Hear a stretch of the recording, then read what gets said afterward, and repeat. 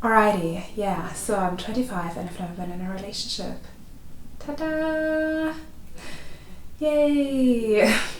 Well, I'm pretty certain there's some others of you out there who are also a quarter of a lifetime and have been single since for forever. For forever?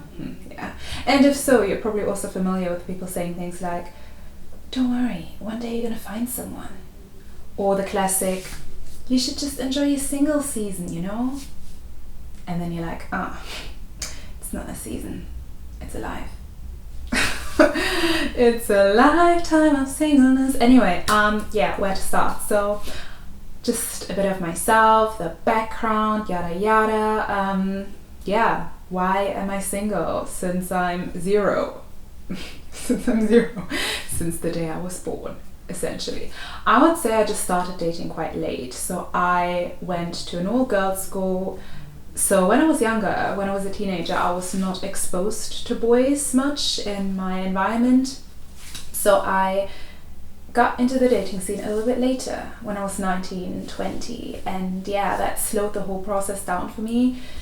Because what can I say? I just started to experiment later, to date later, and I was never able to catch up. What can I say? Well, okay, I wouldn't necessarily say not having been able to catch up, but I would say that if you're older, you have just a different approach to dating as when you're younger, I feel like.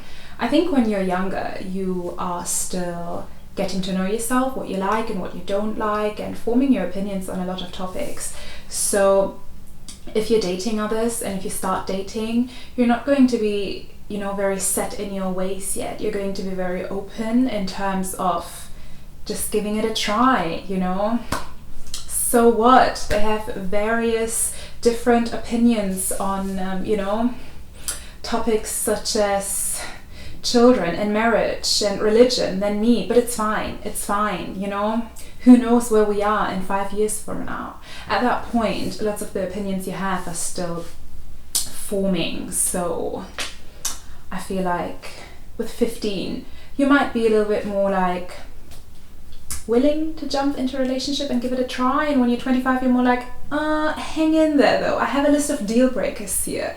And the list is long. Okay, I'm gonna get to that topic a little bit later. But this is just some food for thought here. I don't know if you agree or disagree. And again, can't really tell how the dating experience is for people that are teenagers. I think it's pretty awkward and weird and difficult to navigate as well, but just different than navigating it when you are in your early 20s, mid 20s, late 20s, where you have a little bit more of a sense of self and are also a bit more like picky and choosy in regard to what people you are willing to date, looking for things beyond how do they look, how tall are they.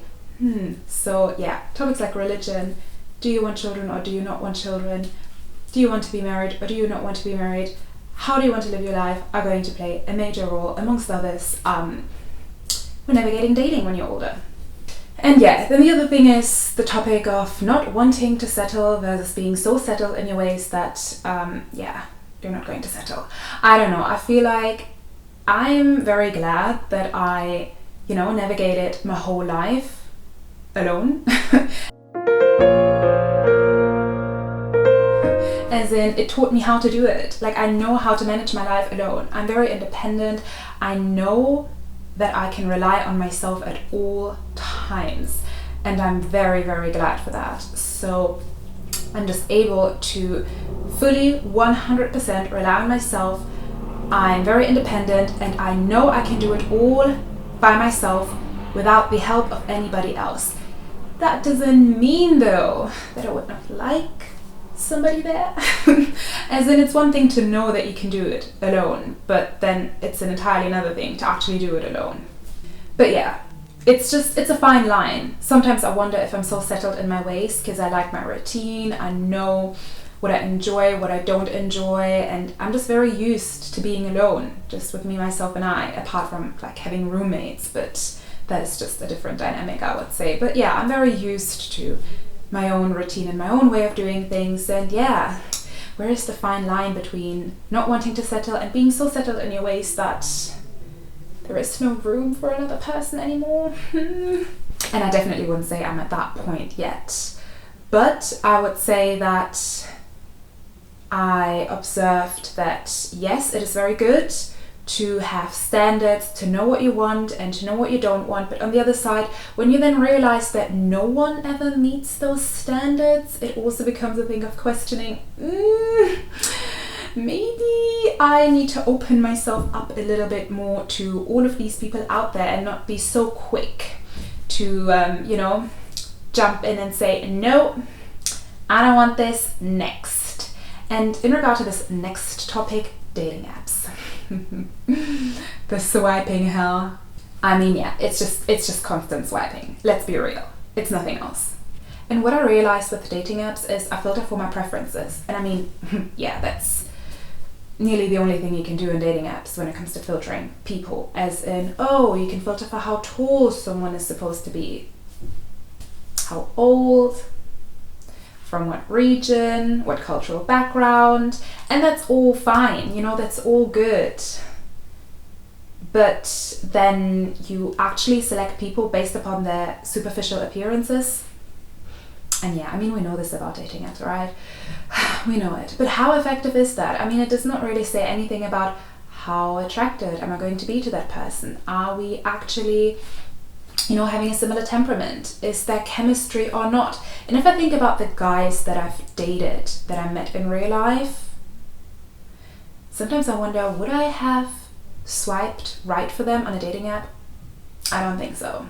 Which then makes me wonder how effective are dating apps? I mean, I think they are a great extension to the whole dating life realm, but yeah, they don't say anything about chemistry and attraction at all.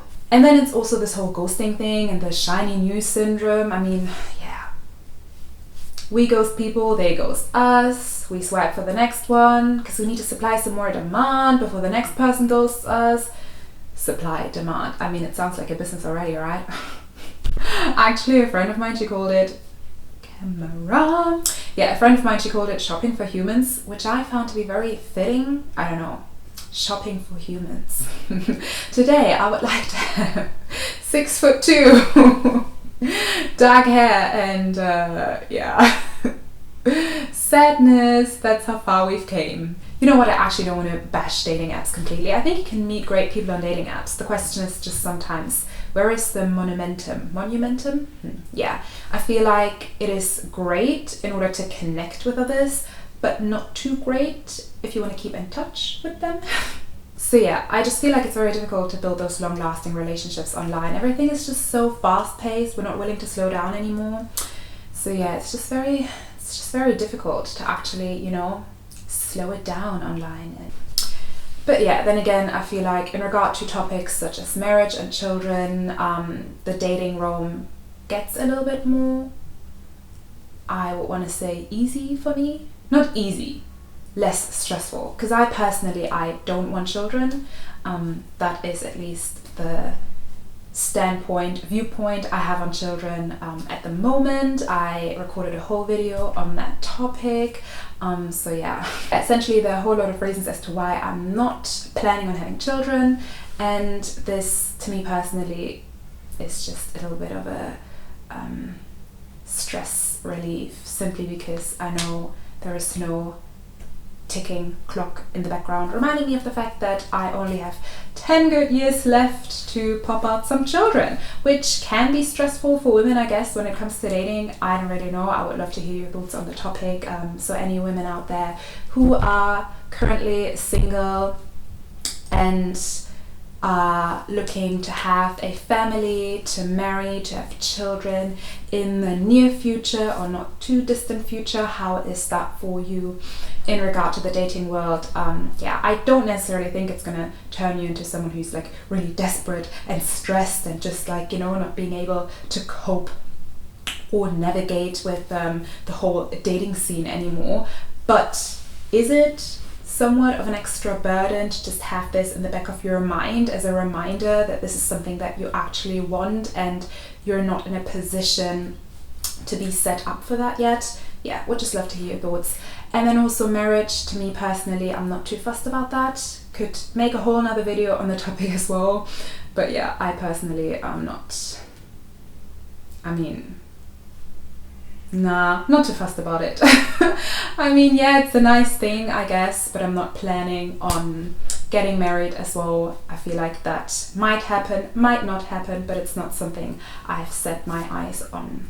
But yeah, overall, I would love to have a partnership one day, sharing our lives together and just growing together, supporting our growth mutually. Would love that. That is essentially my ideal vision of a partnership. Just being there for each other, supporting each other in our growth along the way. And I feel like not having that can leave me in a space of being a little bit lonely from time to time. I mean, you know what, you can be alone and not lonely. You can be together with someone or surrounded by lots of people like friends and family, and you can still be lonely. It's not necessarily an indicator for how lonely you're going to be. I mean, how many people you're surrounded with is not necessarily going to be an indicator for how lonely or not lonely you're going to be. But I would say forming those meaningful relationships and just having someone like a partner in crime, I would say, to share your life with is just an experience that I would love to make one day. Especially if you've been single like for forever. I mean, it's just getting long, seriously. I mean, not to sound dramatic here, right? Everything is fine. We're all good. We can do this another 10 years. Not a problem at all. I feel like if you reach that point where you've been single for a very long time or for forever, and you know you can handle life alone, you are just, I feel like less willing to make space for somebody else in your life if they are not a good fit. And with being a good fit, I mean like we both need to be fitting for each other. I would love to find someone where I feel like they fit into my life, but I also fit into their life and am able to contribute to their life in a positive way. And if I don't feel like that dynamic is there, why would I give up my personal space for that? I'm not going to do that. We're not going to settle. Well, yeah, then again, like I mentioned before, if we say that about every person, we're never going to settle, because no one is ever worth settling for. Which is actually a thought that hit home to me recently when I spoke to a friend who was like, yeah, it's great not wanting to settle, but again, if no one is worth settling for, is it me? Is it the others? What is it? But yeah, overall I would say it is a very fine balance that one has to walk, and it's not very easy. It can get a bit frustrating from time to time, because at some point you might be questioning yourself and your choice in potential partners, and why you're always going for people that are just not, I don't know, compatible with you, and ignoring the ones that might be a good fit. And I also realized that there is such a huge difference between liking someone as a person and being attracted to them. Like, you can actually be attracted to the this word is just not rolling over my tongue, but you can actually be attracted to someone that you cannot stand. I mean, not cannot stand, that's a little bit like oh, it's a touch too much, but you can actually be attracted to someone that you do not like, or someone you are not compatible with. And you can like someone and their character and their personality without being attracted to them. And the magic is when these two things come together, which seems to happen like once in a solar eclipse moon, I don't know what, when the earth hits this solar spot around it, I don't know, happens rarely. But yeah, it just made me realize, again, you can like someone and not be attracted to them, and vice versa. And it just made me realize I have to sort my preferences and deal breakers, and also what is a non-negotiable for me, aka the deal breakers essentially. Why am I repeating myself? But yeah, just being aware of What is a deal breaker? What is important to me? What is a non-negotiable? What is not important to me? And what is just a preference? What is a nice to have, but not necessarily a necessity? And I think the older you get, and the more, and this is what I mean with this whole thing of not wanting to settle versus being so settled in your ways at some point that it is difficult to make space for someone else. I feel like the older you get, the more sure you are of yourself and what you like and what you don't like. And I don't want to say I don't want to say you get less open to new people and new experiences, but sort of ish.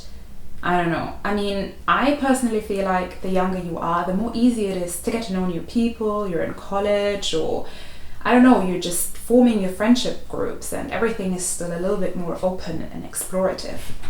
And again, I don't want to say older people don't explore, but at some point you find a routine in your life, you choose a pathway for yourself, and you start to build. It's not like you are, running around from A to C to B to G to K and sorting everything and making these new impressions and trying to figure out where you want to go. You actually pick something, and then you start to build upon that. And this is how you also refine yourself and what you want and what you don't want. Meaning, while quality probably increases in life when you date when you're older, it is also a bit more difficult to simply find someone because the quantity reduces. So yeah, 25, single, quarter of a lifetime.